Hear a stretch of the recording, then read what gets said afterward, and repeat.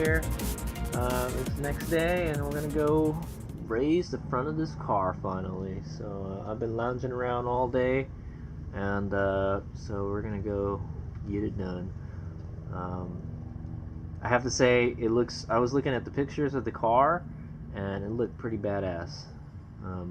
I liked it. I like that rake like this. It looks good like this, but it's gonna scrape like crazy in the front, so we gotta raise the front now.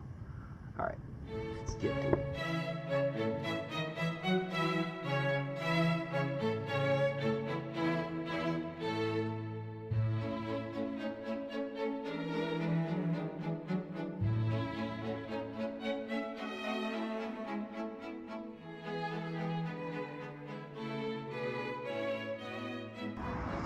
Okay, let's make it here, and we got the wheel off. I got some jack stands there just in case it falls off, and it's chocked, so we're all ready to work. So let's get a closer look at this. Okay, so here we are. So this is what we're working with here. Big old brake in the front. So it looks like we got enough space to get to the front collar here, and it looks like it's way lower than the back. So yeah, you can tell. Look at this gnarled up brake line here. That kind of sucks. So what I've noticed is all the preload collars, when the car is in the air, they can move, but at least they're taking up the slack. But supposedly from the factory, the Feal coilovers are supposedly adjusted for your car already, so there should be no need to do anything to it. Yeah, so anyway, this is how much the wheel droops, just in case you're wondering. That's how much the wheel sags when so you remember it was like one finger, so it's about like a 3-finger take up. Yeah, so it drops about 3 fingers, which is like almost 2 inches. Yeah, so I got a good amount of there's a good amount of travel, actually. Looking at it, there's plenty of travel. So I think it's just too low. It's too low, and it's hitting the fender here. You can see there's hard to kind of see, but there's a lot of rubber up on here. It's been scraping a lot, so we're gonna go raise it a little bit. All right, so first thing to do is I'm going to clean the threads on the collar, since I didn't have to do that last time because we did that before the first time. That's interesting. There's different brake. You got different brake line tabs here. That leads me to believe. I don't know. I'm not sure. We don't. I believe we don't have to adjust the. We don't have to adjust the brake line bracket. I'm gonna leave it like that. The only reason we moved it out of the way before is because it was in the way of the collar, but it seems like it's way out of the way of the collar right now. So, and yeah, I kind of don't like how that rubs there. Oh yeah, it is rubbing. That's not good. Where is it? Yeah, that's not good. Hold on, let's check something out. Alright, so what I'm going to do is I'm going to turn the wheel to the right, I think. And then I'm going to see if that brake line back there is rubbing on the thing. I think that brake line has to move forward. Hopefully not forward enough to touch the wheel, but it looks like it's rubbing on the sidewall.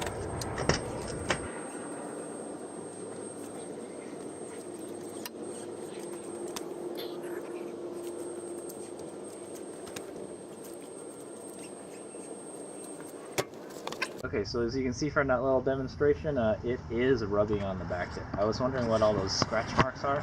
They didn't look like they came from the tire, you know. That is from the brake line, so we gotta address that. So I will have to. I'm thinking what we have to do. Yeah, why is it doing this? So there's a line here and a line here. We got to move it forward. So what I'm gonna do is move it forward enough where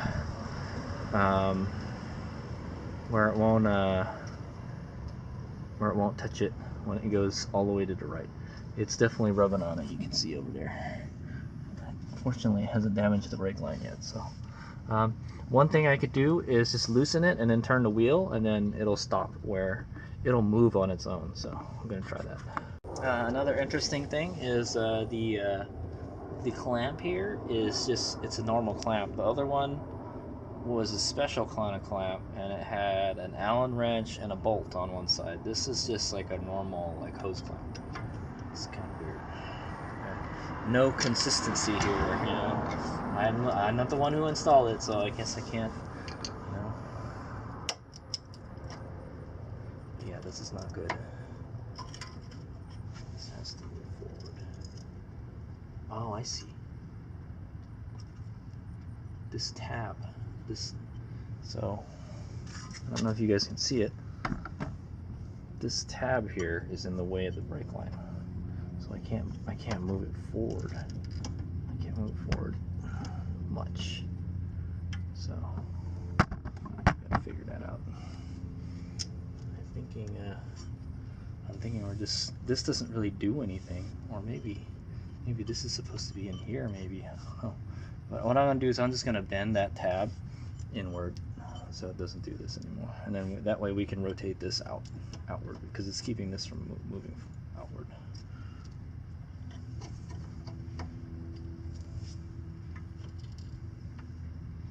Yeah, that's kind of the suck right there, man. All right. All right, so now that I think about it, this is a really weird brake setup. I don't think the Eclipse the second gen Eclipse is like this at all. I think there's just a hose that goes, there's a hose that goes to here, I think. So I think this is for a different car, but the hose would go here, and then it would go to the brake line or something. For some reason, this is like a 2-hose setup, where it's got a hard line here, and then it's got a flexi line here, and then another hard line here. It's too much stuff. Yeah, I don't know, it's kind of weird. I don't think it's like that on other cars. Anyway, so we're gonna bend this bracket here. I think it won't be too hard.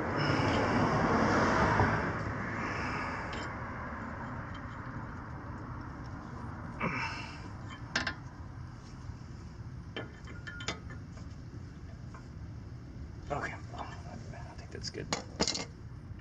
So meow, we can move this line this way a little bit. Give us a little more clearance.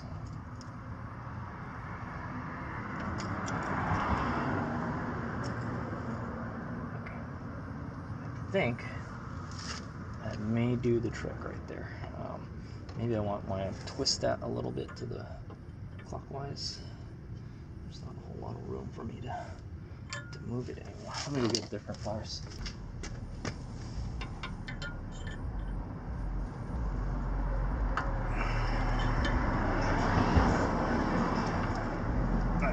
So when we get the wheel back on there, we'll have to see if it touches any of that stuff. I don't think it will. I don't think it will, hopefully. But when we get everything back together, we'll check it out. So right now, I stick my finger back there, and there's some clearance. One thing we could do is probably bend this bracket back.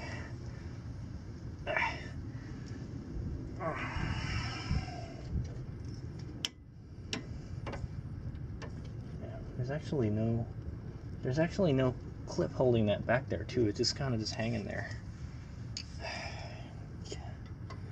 This is what happens when you pick up other people's work, man.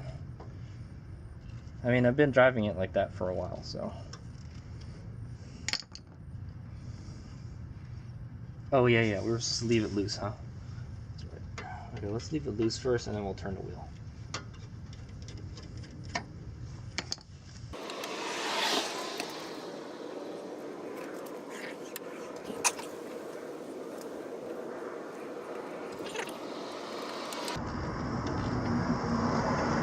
Another interesting thing to note, I know you guys can't see it, but the Feal sticker is on the back of the shock on this one.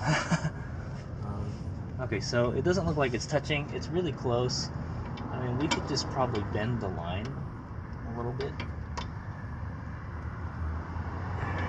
It's not very good, but it's not touching anymore. So there's a good like 5 millimeters of clearance now.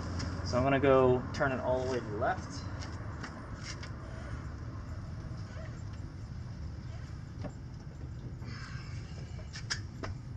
Okay, seems like we're good now. Yeah. And, I'm gonna zoom out a little bit, and then we will turn all the way to the right.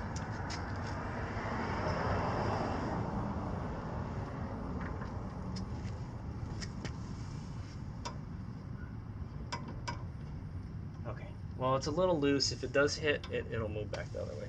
So when I put the wheel back on, we'll check it out. But all right, so this is going to be like a separate video since I found an issue with this car. Man, that's a sway bar bushing is squished. Doesn't look proper. This is a separate issue. We'll check the other side to see if it's the same thing. So all these fitment issues. Also, another thing to note is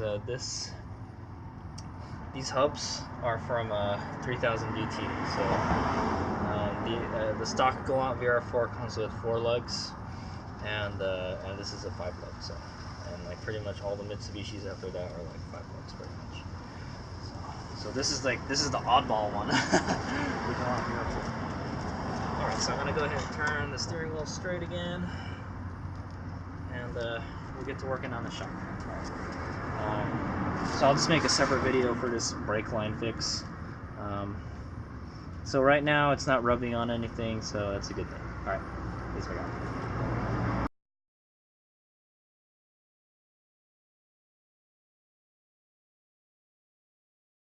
Okay, so apparently this side does not have a problem with the brake line rubbing on the fender wall, or the whatever you call this. Yeah, it doesn't look like it's rubbing at all. But I'm gonna go ahead and turn the steering wheel in a couple places, and then you guys be the judge of that.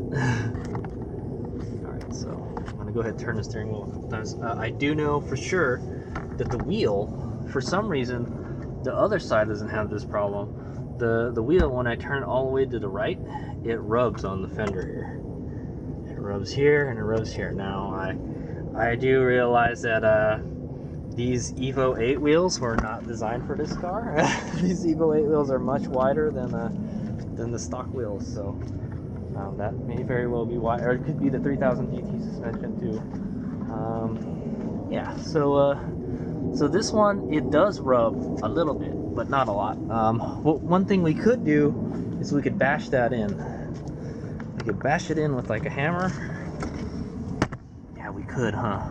That's what I might do. Alright, so what we can do so it won't rub as much is we can hit it with a hammer inward. Just a little bit. Especially in these spots where the metal is really shiny, that's where it's touching the most. So if I drive it in maybe like 1/8 of an inch should be okay, and then we'll go and spray it with some kind of sound deadening liner stuff.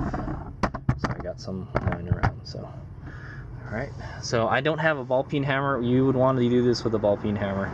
I'm using a regular hammer, good old Harbor Freight hammer here. So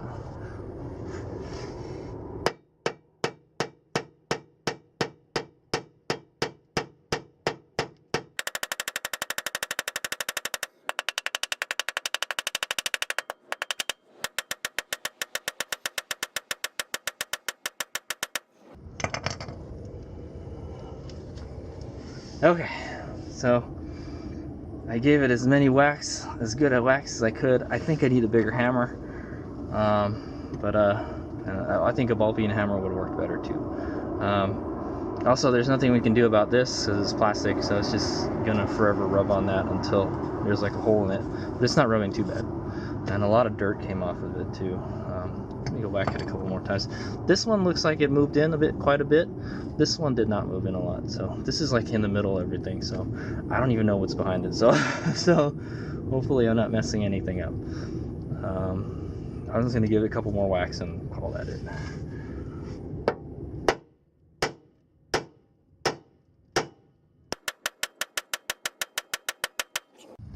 Whew, and you should probably wear earplugs when you do this. It's really loud. All right, so that's good. We're just gonna go spray some stuff over that, and we'll see if it makes any marks later. So as far as rubbing goes, let's go check. Let's go check if it rubs at all. And turn the steering wheel.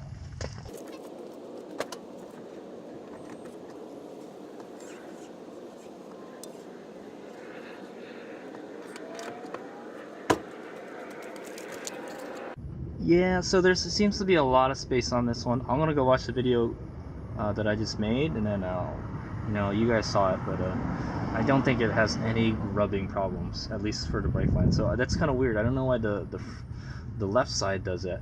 Something leads me to believe there's something wrong with the front suspension on this car. It's not the same as it is on the other side. Something's got to be wrong with it. All right. Okay. So yeah.